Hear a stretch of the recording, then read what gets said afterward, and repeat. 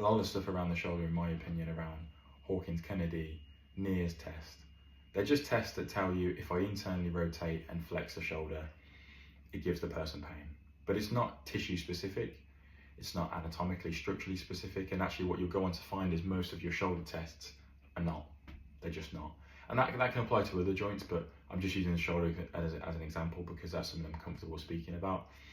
But most of the stuff you need to know for a shoulder goes down to around kind of Adam Meakins, Joe Gibson. I really enjoy their style of breaking down shoulder problems.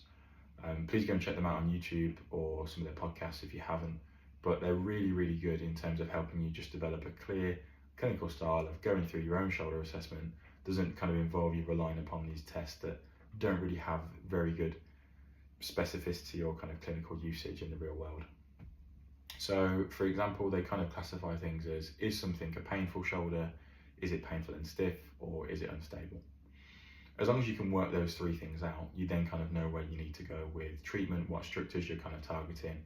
The things that then come into that is obviously age, demographic, traumatic, non-traumatic, what you would expect to see progressing on from the condition that you think it is, what you might expect them to say around pain levels, is there any neuro symptoms, and you can narrow things down in a really nice way like that for the shoulder. Your tutors may want you to demonstrate the clinical tests that they have taught you, but if you can clinically reason as to maybe why those aren't the best thing to use, or maybe why you've got your own style at university, you'll be miles ahead of people when you then go into the working world. The thing about the working world as well that you'll have in your exam is time constraint. Where I work, we get half an hour for new patients, and then we get 20 minutes for a review. It's important that you do retest things as you go along. You need things to compare things to. But my point here is essentially saying that if you're able to streamline your assessment and streamline down how many tests you need, how many different things you need to test with range, how many things you need to test isometrically, and you can still come out with good results most of the time, that will make you a more effective clinician.